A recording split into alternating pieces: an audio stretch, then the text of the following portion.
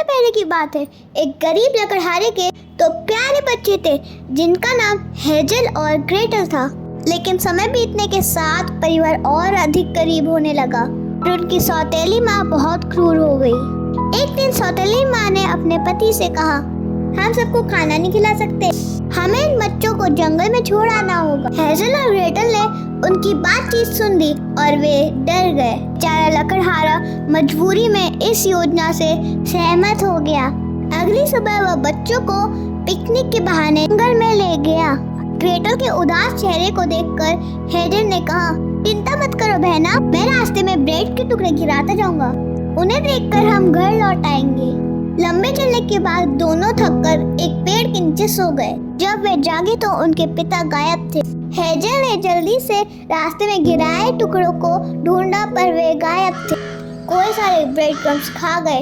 Hazel दुखी होकर बोला, अब हम कभी भी घर नहीं पहुंच पाएंगे। ग्रेटल रो पड़ी। दोनों बच्चे पूरे दिन जंगल में भटकते रहे। शाम होते होते वे भूख और थकान से परेशान हो गए। तभी अचानक हेजल खुशी से चिल्लाया, देखो वो तो चॉकलेट और टॉफियों से बना हुआ एक घर है।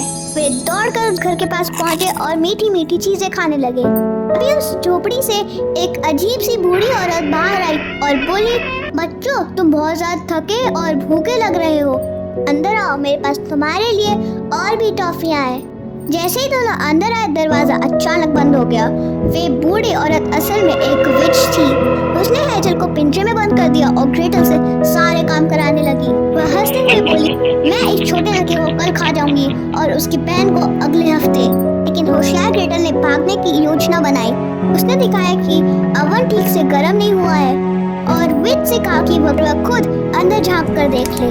जैसे ही विच झुकी, ग्रेटल ने उसे जोर से धक्का दे दिया और विच जलते हुए अवन में गिर गई। वह अवन में गिरकर पिघल गई। अब हेजल और ग्रेटल आजाद थे। उन्होंने विच का सारा खजाना इकट्ठा किया और वहाँ से भाग निकले। आखिरकार वे अपने घर पहुँचे। लकड़हारे पिता ने उनसे कहा, तुम्हारी सौतेली माँ अब नहीं रही, मैं अपनी गलतियों के लिए बहुत पछता रहा हूँ। पिता ने अपने बच्चों को प्यार से गले लगाया। अब हेजल और ग्रेटल अपने पिता और नए खजाने के साथ खुशी खुशी रहने लगे।